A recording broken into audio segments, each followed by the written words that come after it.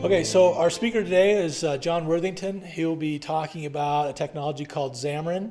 One quick disclosure, or what do you call that?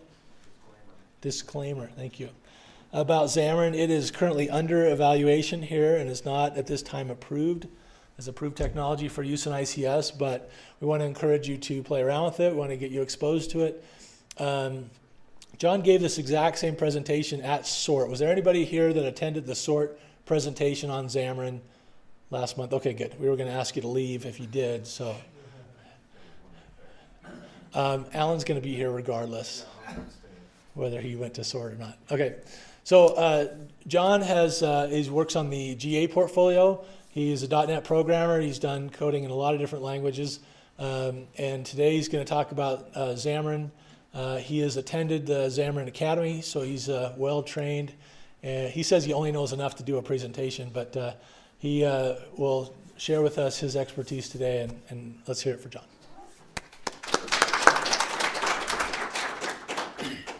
Okay, a couple disclaimers, more disclaimers. One is I haven't looked at this stuff since October, so if I get stuck, I'm sorry.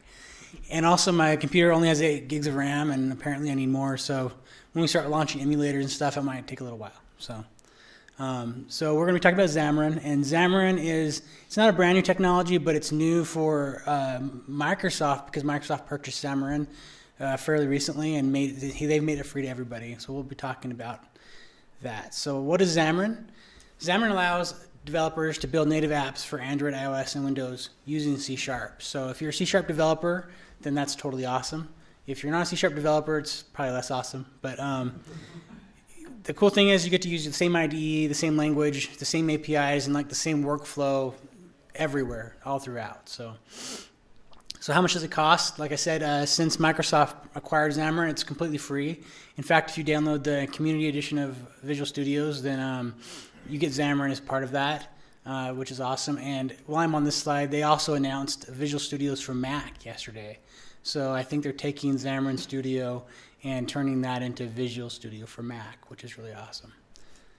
So to get Xamarin, like I said, you just download Visual Studio and it'll be bundled as part of that. You can also go to Xamarin.com to their download page and get it that way as well.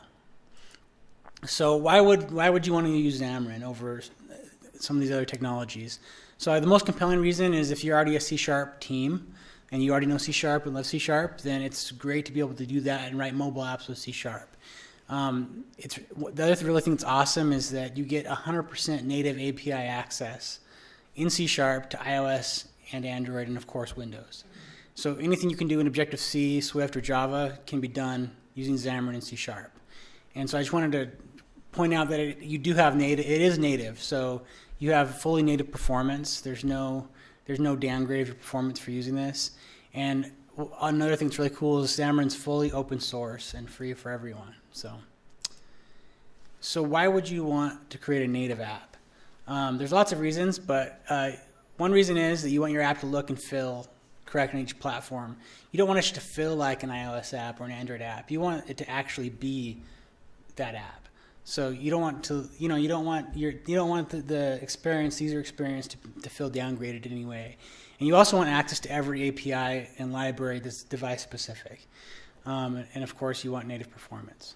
So there's many approaches to developing applications, and the traditional approach is the siloed approach, and I think we all know what that is. So that's where you build separate apps, one for iOS, one for Android, and one for Windows. And I think that's a great way to do it. You have native, of course it's native because it's native, right? You're actually in iOS, you're actually in Android, and you're actually in Windows. Some downsides of that is it can get expensive because you have to have separate teams, but there's lots of upsides to it too. Another approach is there's a bunch of there's several solutions where you can write once and run anywhere. Some of the problems with that is it's not really native. Often you use a embedded web browser, and so you don't really have a native experience.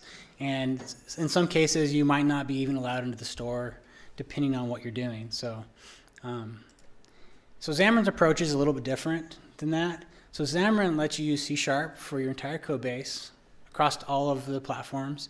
And like I said, you get 100% native API access with that native performance, and you get to share your C# logic. But you still get platform-specific layers. And so what you end up doing is you end up writing the UI layers that are very platform-specific to iOS or Android or Windows. But then you have code that's all shared in C#. And that's how Xamarin is able to do what it does. So this is just estimate. It depends on your app, right? But most of the time you can share up to 70% of your code. So it really depends on what features you're wanting to leverage in on each OS. But 70% is a good rough number. Xamarin also has something called Zaman Forms, which we won't be talking about today. But if you use Zaman Forms, it basically is an abstraction on top of the UI. And in that case, you can use 100% shared code because they've abstracted basically everything.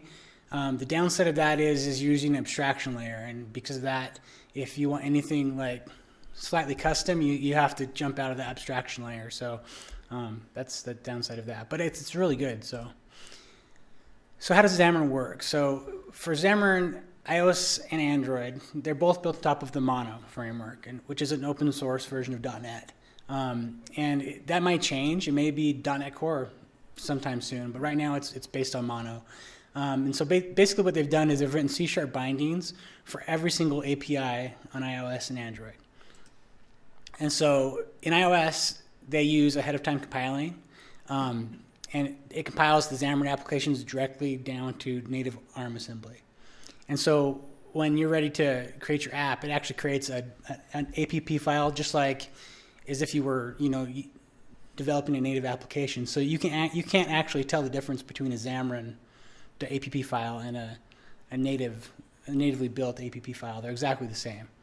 The store can't tell the difference. So, and then for Android, it's very similar. It compiles down to intermediate language using a just-in-time compiler.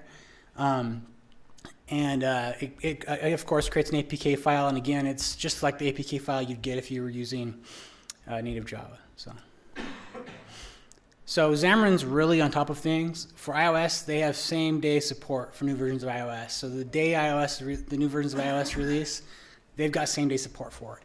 Android is like same-week support. So they don't get the same previews that they do for iOS and Android, so they're about a week behind, but they're really, really fast, and they're really on top of things. So you never really have to wait. I already mentioned this, but Xamarin is fully open source, which is really awesome. And so if you want to see what they're doing or participate in the project, you can go to open.xamarin.com. So if you're going to use Xamarin, you have a couple choices. If you're on Windows, you'll be using Visual Studios, of course. And if you're on Mac, you may use Xamarin Studio, but as of yesterday, they announced that they're releasing Visual Studios for Mac. So you'll probably be using Visual Studios going forward relatively soon. No matter what you do, though, if you're developing for Mac, for iOS, you'll have to have a Mac. So, and that's because to create applications for iOS, there's a requirement that Apple makes that you have to build it on Mac. And so if you're using Visual Studios on your PC, that's fine, but you'll have like a remote desktop connection basically to your Mac that lets you do all your builds and then remotely test that on your PC. So today I'll be using my Mac, and I'll be using Xamarin Studio. So I'm going to get started with my demo now. So today we're going to build a little app that it's going to be an Inspirational Messages App. And I'm going to give you a quick preview of what it might look like. So here I've got the storyboard up for the iOS version of the app. And basically what we're going to do is we're going to call it to a web service and get a whole bunch of inspirational messages back. And Gospel Library for Windows uses this web service in their app.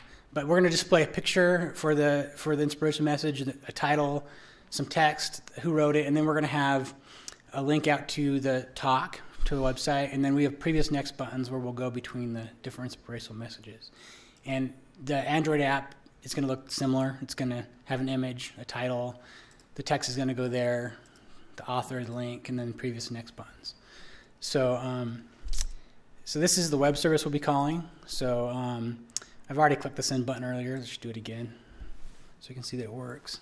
So this is hosted out in Azure, and we wrote it for our sort presentation. So you can see this returns a whole list of these inspirational messages, and each message has an ID, a title. We've got a link here, a quote, an author, a language code, and a date. So we'll be pulling this information in and using it in our app. So to create an app in Xamarin Studio, in Visual Studio is very similar. You can say File, New Solution, and then you've got a whole bunch of choices here. So you can create a Zaman Forms app, which this is, if you did this, it'd be 100% code reuse. And we could actually do that for this project because it's pretty straightforward, and I think it would work, but we're not going to because I wanted to show the two separate experiences. So you can also create a whole bunch of, just a whole bunch of templates for iOS and Android that you can create, and you can even create Mac apps, which is cool. So the one we're going to do is we're going to use a single view app, and you click next. So you'd give your app a name. Let's just call this Inspirational. And an identifier. You choose your platforms, and you have a choice here to use a portable class library or a shared library. I'm not going to go into depth on that. It's really based on your preference, which one you do, but we're going to go with the portable class library. And then you can choose to use Git and set up tests and stuff, and then you click Create. So I've gone ahead and done that ahead of time so that we don't have to wait for that to spin up. And this is what gets spit out, is a solution that looks like this. And so if you're used to Visual Studios, this is very similar to a Visual Studios project. So you've got your solution, and in here we have 3 projects. This is going to be our shared project where we put everything that we are going to share between our solutions. And then we've got one project for our Android application and another for iOS. And I'm going to talk about each project and as we go through it. So I'll review everything. So we're going to go ahead and start out. Like I already showed you. Since I'm already here, I'll show you this some more. But so for Android, the UI is stored inside this resources folder, and there's this layouts folder where your layouts go. And so we have one layout, and that's this main.axml. So for those of you who do WPF or WinRT programming, an AXML file is a lot like a XAML file. So you're looking at that right here. We've got our UI here, and you can basically drag you've got all of the controls, all the native controls you would have in Android. They're all available here. So anything that you want to use, you can pull in. And we'll talk about third-party stuff in a second. But if you click on source, you can see this is the AXML source. So it's a lot like XAML. It's just for Android, right? So we've got this relative layout. Inside of it, we have a linear layout here, and then down here we have another linear layout. And here's where linear layouts are like stack panels, if you know XAML. And so in here we've got this linear layout is horizontal, and we've got 2 buttons, the previous next button. And then the top linear layout, we've got our image that we're going to show, some text views. This one's in a scroll view so that it scrolls, because that's going to be the quote that might be too long to fit. We've got the author and the link. So that's kind of how that works on Android. So for iOS, we've got a storyboard, and this is how iOS does UI. You can also use nib files, but those are older, and so they're supported in Xamarin, but we won't be showing that at all today. So basically, this is the same thing. We've got all these controls that are native to iOS that you can choose to use. And I wanted to point out, you can actually build these user interfaces in like if you're using iOS, you can do it in Xcode. And for Android, you can actually do it in Android, whatever Android's ID is called. And then you can import them into Xamarin Studio, and they would work just fine because they are native to those. So we're going to go back to the shared project, though, and talk a little bit about that. So the first folder I want to talk about is references. So this is just like in a Visual Studios project, you have your references folder where you're referencing things. And you can see that this is referencing all the system stuff that's .NET, basically. And I've also imported, there's a packages folder. This is where Nuget Packages go. So just like in Visual Studios, you can also use Nuget. So if I wanted to add a package, I'd just say add package, and it would go out to Nuget and give me all my choices. And basically anything that you can use in .NET, you can use here. And so I've already imported JSON.NET and the HTTP client because we'll be using both of those in our project to call our web service. So the very first thing I want to do is create a model. So I've already stubbed out a class for our model. So it's basically an empty class. And now I'm going to go ahead and add the fields that are going to match what our web service returns. So actually daily gem. Sorry.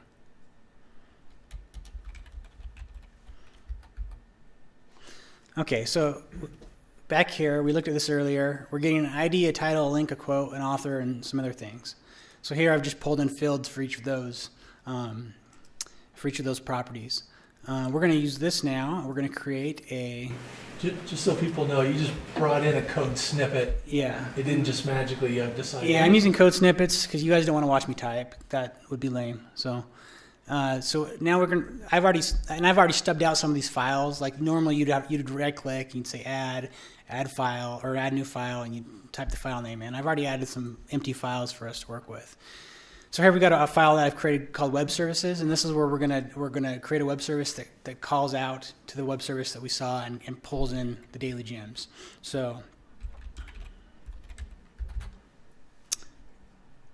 all right, and I'm already, so you can see I'm already referencing JSON.NET. I've already pulled this in ahead of time, and also the HTTP client. So basically what I've done here is we've created a get quotes method, and it's async, and because we're using C#, we can use everything in C#, including the async pattern, and which lets us do things async. So here, we're going to get this list of daily gems back, which is just what we created here. We're going to get a list of these guys. And so we use HTTP client to go out and connect to that web service, and that's the base address for it. So if you had multiple services all hitting the same endpoint, you'd put this out as a variable outside of that method. But basically here we're just saying get async, and we're calling this. Just takes this first part of the endpoint and adds that onto the end, and we're calling the web service that you guys saw over here. And so back here, if we get a success code, then we're going to read in our JSON into a string, and then we're going to use JSON.NET, the JSON.NET library, to deserialize what we get back, the JSON, back into this list of daily gems. So that's the full web service to go ahead and get all the quotes. So the next thing we need to do is we need to write our class that is going to call our web service. Now, you could just directly inside of each project, you could just call the web service, but we don't want to do that. I have an extra quote. It might not compile. Line 38 you might want to take care of. Thank you. Is that an iOS thing? What? Leaving a tick at the... That was an accident. Okay, thank you.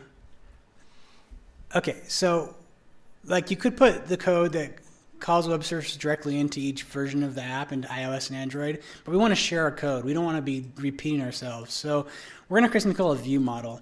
And for anyone who's done the MVVM pattern in WPF, this is model view model. The view model is like the glue between your view and your model. And so so we want to put as much shared code as we can in here. You could also have other layers that have business logic in them, but we're going to put most of our stuff in our view model today just for simplicity. So the first thing we want to do is set up some variables. So we're going to get a list of our daily gems back from our web service. We also want to keep track of our current gem. So we're going to have an index that represents which index we're on. And also we're going to create a public reference to our current daily gem that we'll use in our view. So that's what that is. And then we're going to create a new method. So we need to be able to get our data. So we're going to create a method called getData. And notice this is async, so we can call this asynchronously. And this awaits the service.getQuotes. So we knew up our new web service, and we're calling getQuotes. And that's just the web service that we created here. We're just calling that method. And then we're going to create a method called setCurrentGem. So I'll tell you why we're doing that in a second. Whoops. So setCurrentGem is really simple. Basically, you just pass an index in, and here it's just doing some logic to say if they're asking for something off the end of the list, then we're going to switch it back to the first item in the list. And if we're negative, or if we're below 0, it's going to just go to the last item. And then all this really does, though, is it sets our current gem to whichever gem index that we passed in, and then it sets the current index to that index. And we're going to use this. We're using this method here, but we're going to also use this method when we create our previous and next functions, because we need to go back and forth between gems as well in our app. So here's our previous and next functions, and they're just calling set current gem, and this is going to the previous one, and that's going to the next one. So with that, we kind of have a view model that lets us, it exposes a current gem and lets us go between gems. So for right now, we're going to write a little bit more shared code in a minute, but for right now, let's go ahead and do the rest of our shared code. So one thing I did ahead of time as well is in each project, so in the Android project, there's this drawable folder. So any images you want to use, you can drop into this folder. So we want to show images for our inspirational messages. And so I've got all these images in here that are just images that we're going to show. And a lot of them are just, different scriptural or inspirational looking images. But there's some in here that are leaders.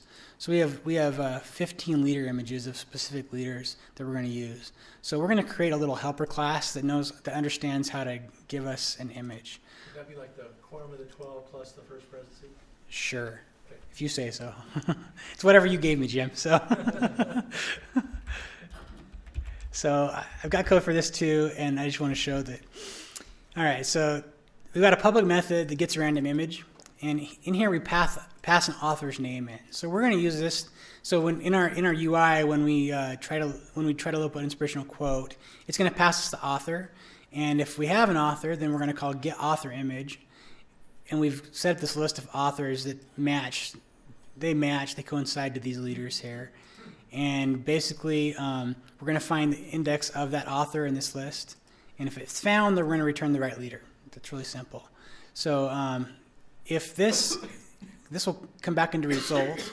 And if it's null, then we're going to pick a random image. So if we couldn't find the author's image, it's just going to go out and it's just going to pick a random inspirational message. So at the end of this, we're either going to have, it's either going to say inspirational message image with an index number on it, or it's going to say leader 1, leader 2, leader 3, or whatever. And we're going to use this in our code to display images. So if this was a real project, you could imagine that, let me back up a little bit before I do go there. So in iOS, it's similar. We have a resources images folder, and I put all the images in there as well. So each project has the images. Now, if this was a real project, you could imagine we would have a lot more. We'd have dozens to hundreds of models. We'd have dozens to hundreds of view models. We'd have hundreds of services. So you could imagine the shared code would get quite big. We'd have a lot of shared code in here, and because we're using C#, all the shared code can be leveraged across both the Android and the iOS project, which is really, really awesome. So, go ahead. Did you have to do something platform specific to those images? No. So could they have not been in the shared section as well, possibly, or maybe? Probably, but I wasn't sure how to do it, and so the easiest path was for me to put them in both projects. There may be a way to share the images too. I just didn't research it, so I just wanted to get it done. But all right, so we've done all our shared code. So we're going to go ahead and start with Android. So in the Android project, this is the Android project.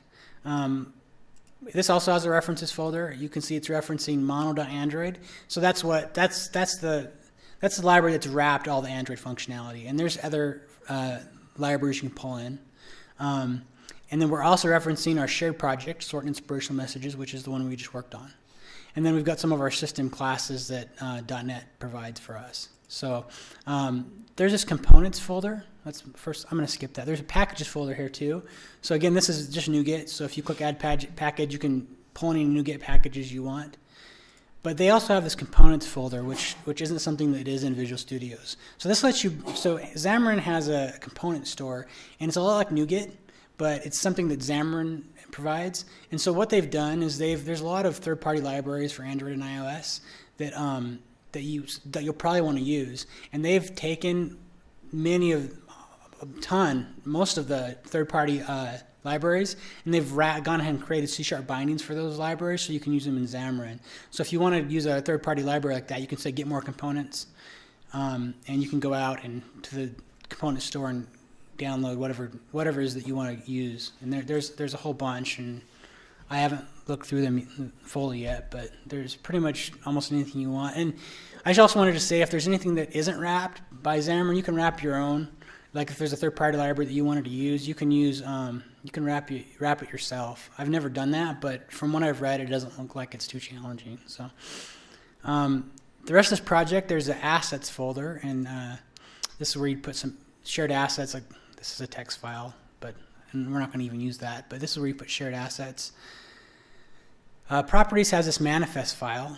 This is important because this is basically all the information about your application and the different things it might use, the permissions it might require. And so you would definitely be working in here if you were creating a real project. Everyone's seen an assembly info before. This is what you'd see in .NET. But this resources folder is really important. We already saw that all the images go into this drawable folder. But there's a whole bunch of other folders as well. There's all these map folders that have different resolutions of images.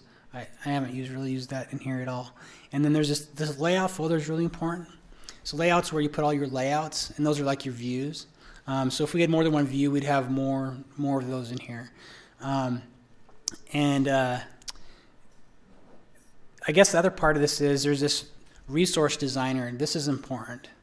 So this gets auto-generated for you. You don't code this yourself. So as you drop stuff into this layout, anything that you put into resources, when you drop that file in here, it generates this class for you. So for example, there's this drawable class, and it's got all these IDs that represent our inspirational messages.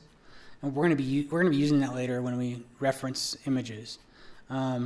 We also have this ID class, and so the ID these are IDs for all of our controls, and these get generated as you design your UI. So as you're inside of your designer here, or you're editing your AXML, as you put stuff in here and you give them names, Xamarin Studio is generating the resource designer content for you so that you can use those IDs in your code.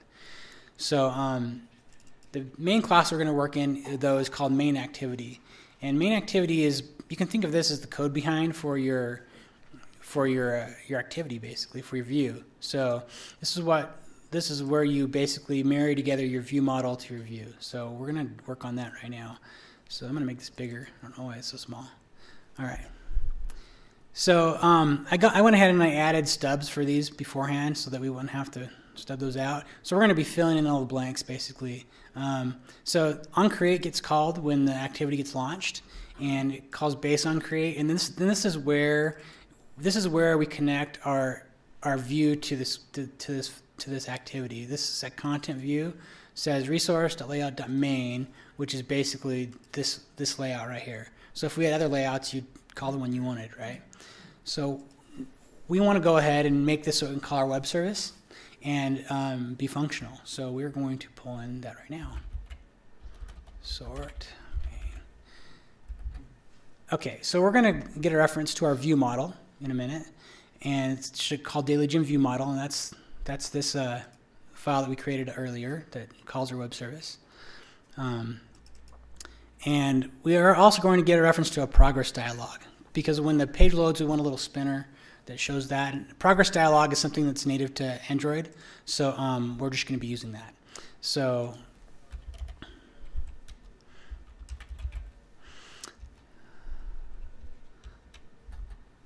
all right, so here we're stubbing out basically the main flow of our project here. So we're going to new up a view model, and then so the way Android works is you use this special method called find view by ID. In this case, we're going to try to get reference to our buttons. So we're going to say find view by ID button, and we're going to go find our button previous. So if we go back to if we go look at our main AXML file, you can see here's our buttons here at the bottom. These have just IDs of button previous and button next. And so that's why in here we're just saying find that ID. So we're finding button previous and button next, and we're assigning these to button variables.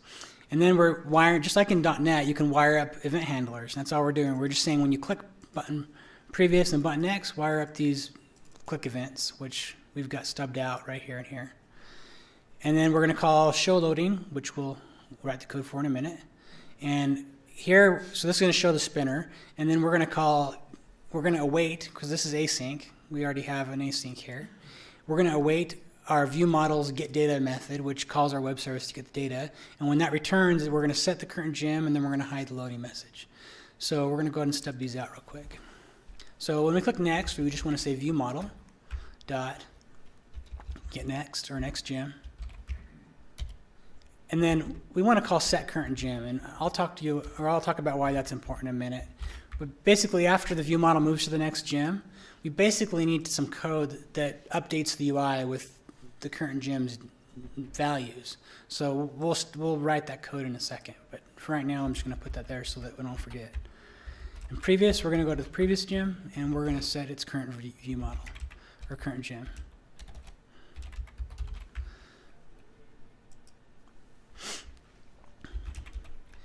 All right, so the show loading, here's where we're using our progress dialog. So here we basically new up a progress dialog and show it. And it's going to show a loading message and here we're saying show spinner. So that's all show loading. And then to hide it, it's really simple. You just do the same thing and you do hide. That's going to hide the spinner. So most of our code that we're going to be using is going to be in set current gem. So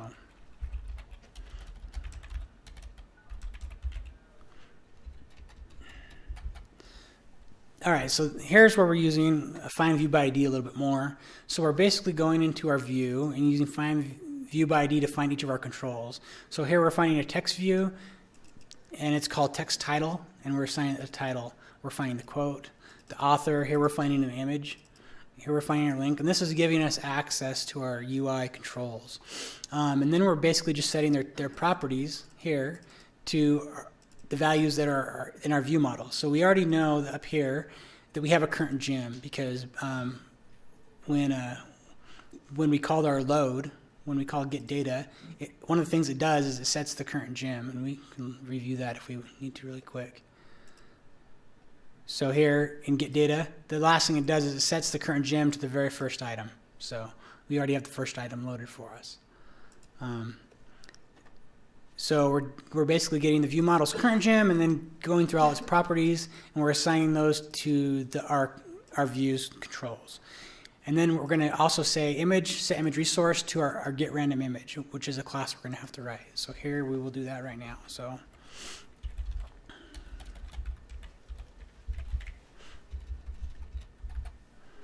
this is where we're using some more shared code. We're telling the image picker to go out and get a random image, which was the shared code we wrote earlier.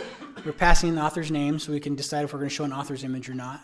And then here we're using some reflection. And so what we're doing is we're looking into the resource.drawable class, which is what I showed earlier. And we can go look at that again. In Resource Designer, we have this all got auto-generated for us when we created our view and when we drop stuff into our folder. So it created this drawable class, and each inspirational message has this ID assigned to it. And we have all of those, plus we have ones for leaders, because there's one for each file. All that got just created for us. So here we're using reflection to basically, so here we get an image name back from our get random image, and we're using that image name to get the field from our resource drawable class that matches the name of the image, so that it can return the ID that represents that image. And then set image resource, if we look at its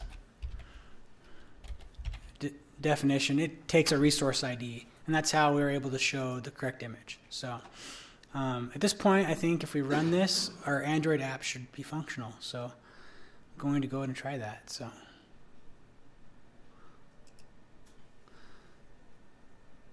I don't remember which one I was using though. Let's try that one. So you can use any emulator that you have downloaded or installed, and so you can go and install any Android emulator you need. Same goes for iOS emulators. These are just the ones I happen to have. So, and my computer is low on RAM, so this may take a while to launch the emulator. I need about 8 more gig, so just be patient while it goes.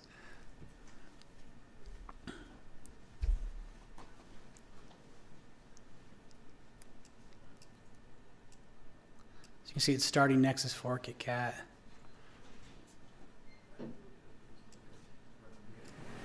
question for you while we're waiting. Okay.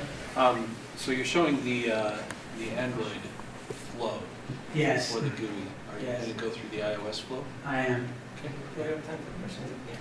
What's that? Do you have time for questions at the end? Yes, definitely. And I'll try to answer them, but I hope if I can, I can go do some research. But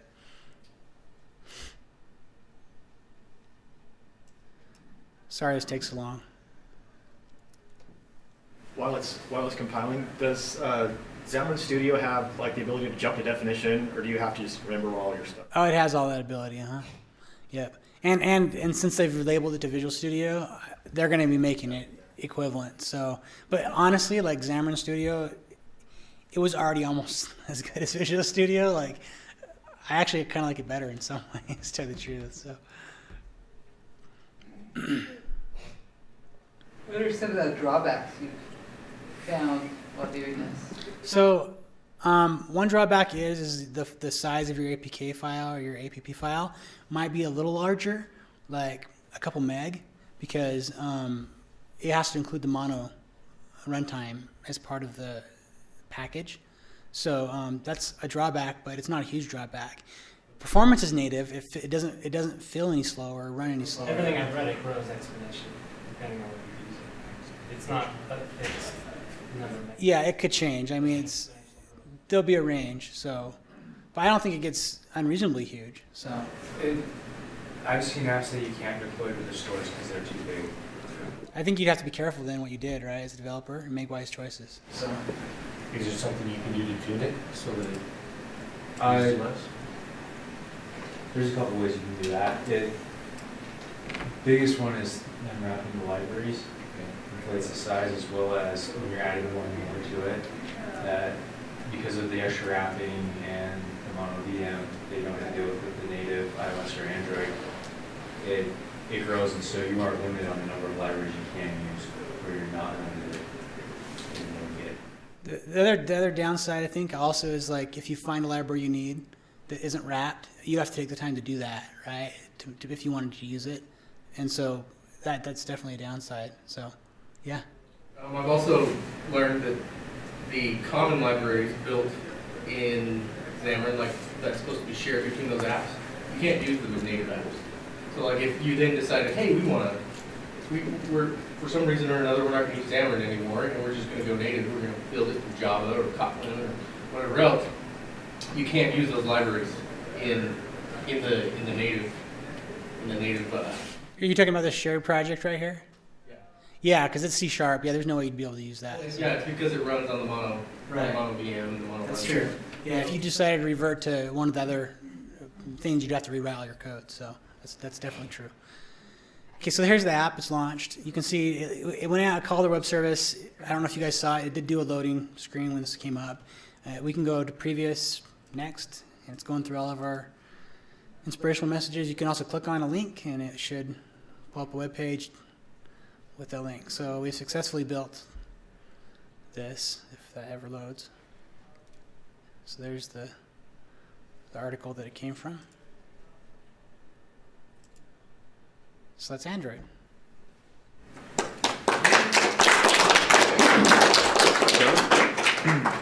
And I would also add, if you're already, I don't know how many people here are native iOS or Android developers versus C# developers. If you're already doing iOS and Android development, moving to Xamarin I don't think makes a lot of sense. But if you're a C# team and you know C# really well, and you don't want to invest the time, then I think Xamarin makes a lot of sense. But don't think that you don't have to learn new stuff. You can't. It's not just .NET. You still have to learn the APIs, because you're using the native APIs for things in Android and iOS.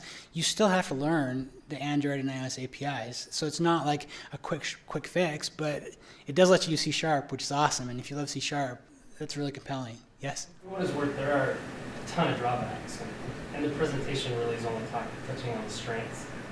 Well, I'm mentioning drawbacks too, but that is a presentation about Xamarin, right? So No, I'm just saying that when you're coming up with a solution for anything, you want to look at the whole picture. And you should always be wise about the tool you use, right? Because there's strengths and weaknesses about every approach, So yeah, I totally agree with that. I think you need to weigh the pros and cons and decide what the best tool is for the job. So I agree with that. Yeah. I'd also add to what you just said with, I mean, you're still gonna have to learn things, but important to note is that where we spend most of our time learning things is in frameworks, not in languages. I mean, switching between Java and C#, that's very trivial, at least it should be, to most people. And learning a new framework, that's where your big time is going to be spent, which you're still going to have to learn anyways.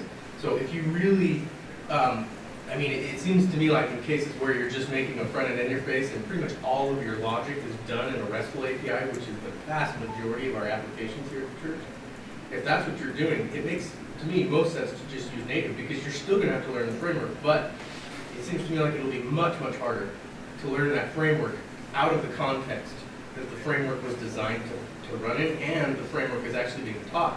So, like Google and Apple and all these other people, they give you resources and things like that to learn these things, but not through Xamarin. So I'm not here to argue that. I agree. I think that. I'm not trying to like argue anything. I'm just pointing something out. I do agree that you should choose the right tool for the job, but I also think you get a lot of bang for your buck doing it this way. And it hasn't been my experience that this has been any harder to learn. It's been very easy to learn how to use Android and iOS. So I'm not sure that I agree fully with the argument, but I do agree that you should be careful with the tools that you choose to use and use the tool that's right for your team. So I'm going to move on to iOS really quick. So I'm going to mark this as the startup project for iOS. So we're going to go and review some of the things in there real quick too. So this just has a references folder just like the Android project does. And again, I'm referencing JSON.NET here as well because for some reason it made me, even though I'm not actually using it here. I didn't have to do it in the Android project. It's also referencing our shared project and then all of the system stuff that C# provides. Plus, it's also referencing Xamarin.iOS, which is, again, it's the C# bindings for all the iOS stuff it needs to use. Again, it has a components folder where you can go and get more components. These are the third-party components that you can wrap. And then packages, again, these are the Nuget packages that you can pull in. So it's similar to the Android project that way. Again, we have a resources folder, and this is where I threw all the images. This is just where it looks for images. There's this app delegate, and so app delegate's important. Let's see. There's this main. First, let's look at this really quick. So main is like the starting point for this, and it basically uses the app delegate to start the app up. And in here, there's a whole bunch of things that you can like plug into to get into basically the workflow of the project. And these aren't the only things you can do. There's more, but we're not going to really go over this in depth at all. Just know that app delegate's there. It's important. This entitlements file, this basically says all the stuff that you're going to use that you're going to reference and information about your project. And there's also info plist as well. This is kind of more like the manifest that we saw for Android here. But and again, we're using a storyboard. So we've got our main storyboard, which looks like something broke. I'm going to close that. But it'll still work. And then we've got a launch screen storyboard, which we're not going to open, but that's part of every project. So I'm going to jump over to the view controller. So the view controller is basically you can think of it as the code behind, if you're talking C# language, for your view. So at the start of when the views load, it always calls view did load, and this is where we'll start hooking into everything that we're going to be calling. So here we're going to create view sort view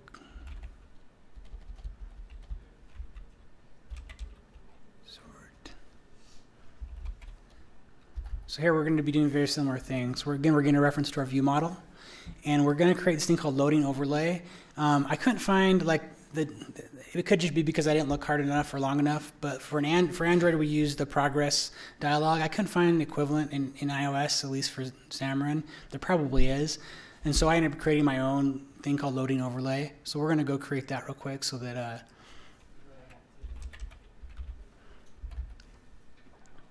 so here we've got loading overlay. This is basically going to it's going to open a loading page for us really quick, and we've got a hide method. I'm not going to go over any of this code, but this is what I ended up implementing for that. So Let's close that. Okay, and then in the view did load, we're gonna do similar flows to what we did in the other one. So let's see. So again, we're new up a view model. We're showing our loading page. We're awaiting our get data from our view model. We're gonna hide the loading, and then we're gonna set our current gem. And we're gonna flesh this out the same way we did the other one. So we're gonna have our view model dot, whoops. Actually,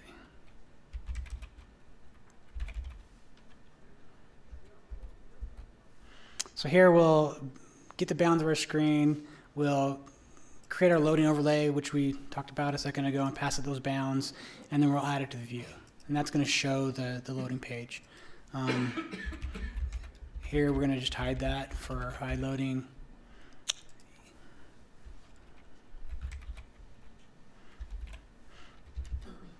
Here's our code for set current gem. So in iOS, you don't have to use, like in Android, we were, it's the wrong thing. I've got too much stuff opened. So in Android, you had to get a reference to every single control. In iOS, you don't have to do that. This is shorter now. So here we can just say the control, and we can set its property to the property inside of our view model. And it's very similar. Here we're using a different method that's specific to this platform. We're doing UI image.fromFile, and that you notice that takes a file name.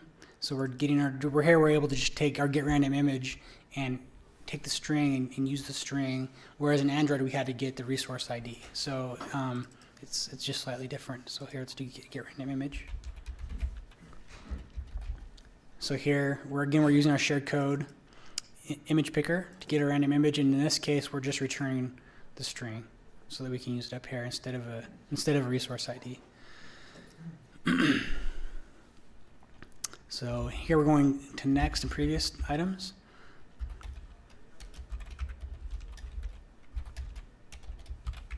And we'll do this as well.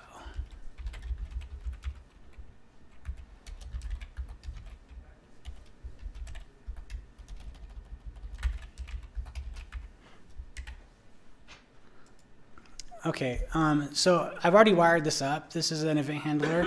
So if we were to look at the storyboard, you'd see that the link is there's a link in the view. I'm not going to go switch to that right now, but it's already wired up to this event. So when they click the hyperlink, it will call this code. So in here we're just going to write some sort view controller. So this is going to call out and open a URL, and the URL is going to be the URL from our current gem. So you can see this code's slightly different than Android as well. But for the most part, all of the guts of our project is basically in the shared code. All we're doing inside our views are wiring things up. There's no like business logic in here. There's no complex stuff in here that's going to cause us to rewrite a bunch of code. We're able to share most of the root functionality in a shared project. So, and then as those guys said, like depending on the type of project you're doing, maybe most of the shared code's on the server. That's highly possible, but you're still going to have models that are shared. You're still going to have view models that are shared. You're still going to have to call your web services. So all this code can be shared between projects. So there are downsides and upsides to a technology like this, and you have to choose what's right for you. So I'm going to go ahead and launch this now because I think this iOS project should work.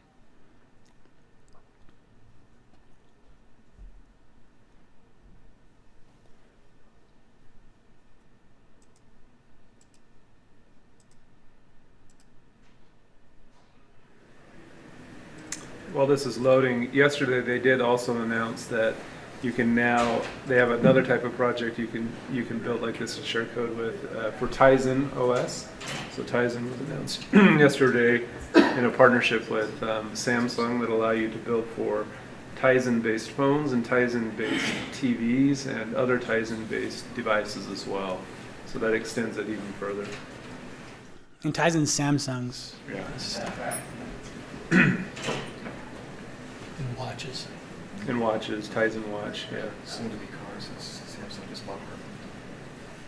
So I'm not showing this in this demo, but if you were to, I mean, we could also create a Windows project as well that could share all the same code, and we could do the UI for that. I'm not doing that today, but that same Windows project could be for phone, tablet, and PC, and you'd be able to leverage Xbox, HoloLens, whatever you want. You'd be able to leverage all the shared code and have a single team do it without having to have, knowledge that's specific to any language. So. Are you going to make your code base available to us? Yeah, it's. I should have kept my slides open. I'll show you one more slide that has a link to my GitHub that has the code. So, in fact, I'll open that up while this is. Compile time pretty typical, or is this just?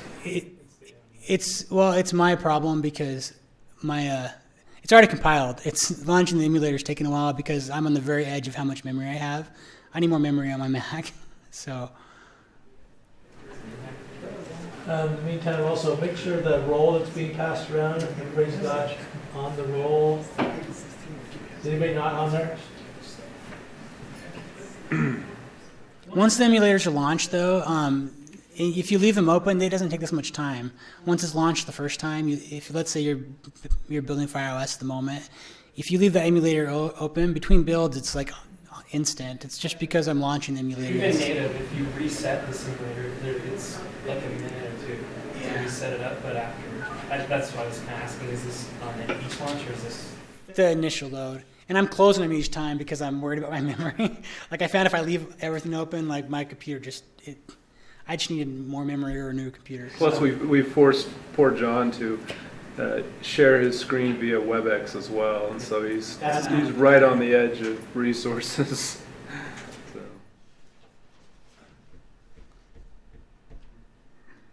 Yeah, it's finally going.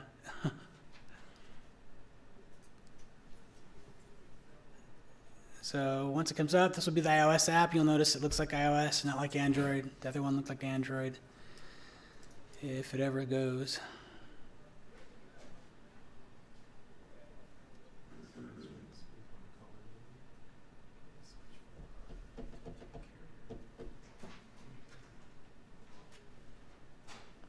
All right, it's finally launching, so it's loading our data, and it's not formatting quite right. I probably messed something up, but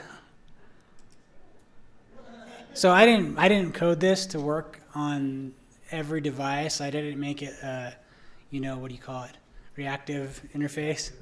Yeah, and so I probably picked the wrong emulator. It's not responsive, so that's why it's going off the edge there. That's a weakness in what I did. But if I would have picked the right emulator, it would have looked better. So you can go between them though, and you can click the link, and it should pull up. It should pull up a website to that. So yeah, and if I picked the right emulator, and if I would have done more work on the view, I could have made it more responsive. So, but I was being lazy. So anyway, that's that. So.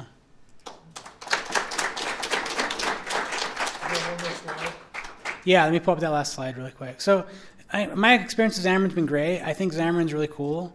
Is it the right answer for everybody? No.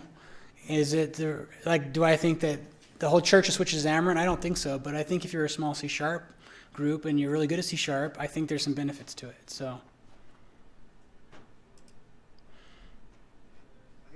Especially beneficial if you have a large code base already in C#.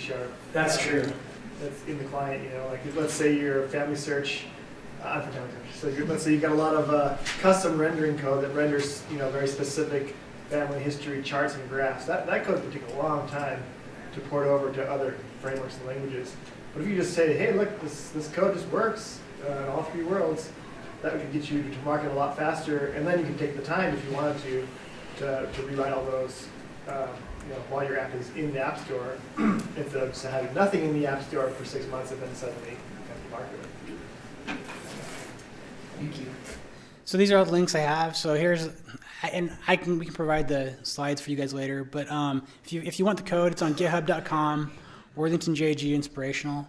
And then there's a whole bunch of resources out there. Like Xamarin's really awesome because they have a GitHub account, and I only listed 3 of their projects here, but there's actually like hundreds. Maybe I list more than that, but there's like hundreds of projects out there that you can go where they've given you example code. So if you have any questions, their website's great for documentation, and there's also tons and tons of stuff on GitHub. I'd also like to recommend Xamarin University. Basically, you can sign up for their courses, and they'll train you on how to do Android and iOS development using Xamarin, and it's great training. They've recently lowered the price, and it's basically instructor led. But you do it online, and it's really quite good.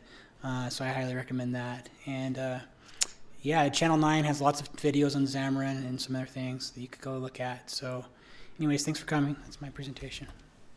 All right.